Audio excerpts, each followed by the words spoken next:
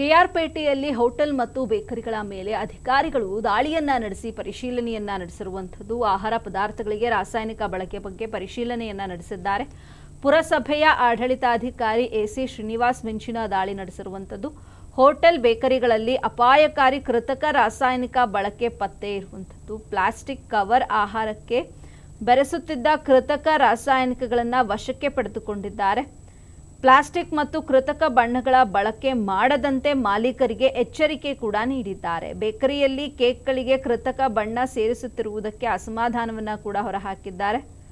ಜನರಿಗೆ ಕೃತಕ ಬಣ್ಣ, ಪ್ಲಾಸ್ಟಿಕ್ ಬಳಕೆಯ ಬಗ್ಗೆ ಜಾಗೃತಿ ಮೂಡಿಸುತ್ತಿದ್ದಾರೆ.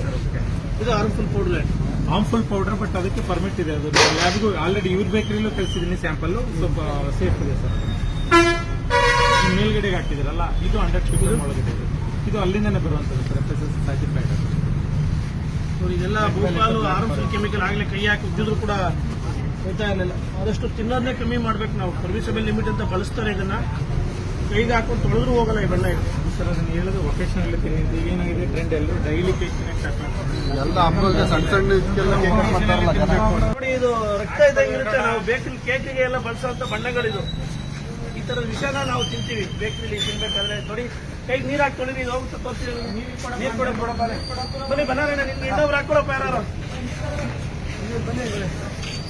ನೋಡಿ, ಇದು ಕೇಕಿಗೆ ನಾವು ಹನಿ ಕೇಕಿಗೆಲ್ಲ ಹಾಕಂತ ಬಣ್ಣ. ಇದು ಸಿಂಥೆಟಿಕ್ ಬಣ್ಣ.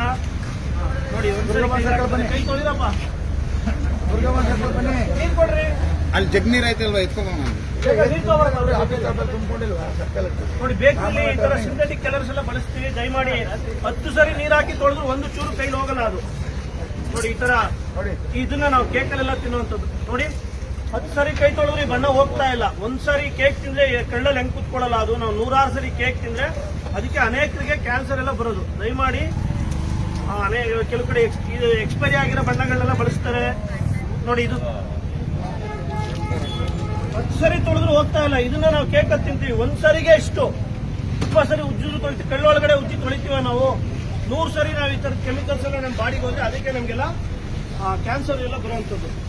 ದಯಮಾಡಿ ಸಾಧ್ಯವಾದಷ್ಟು ಈ ಬೇಕರಿ ಪದಾರ್ಥಗಳನ್ನು ಅವಾಯ್ಡ್ ಮಾಡಬೇಕು.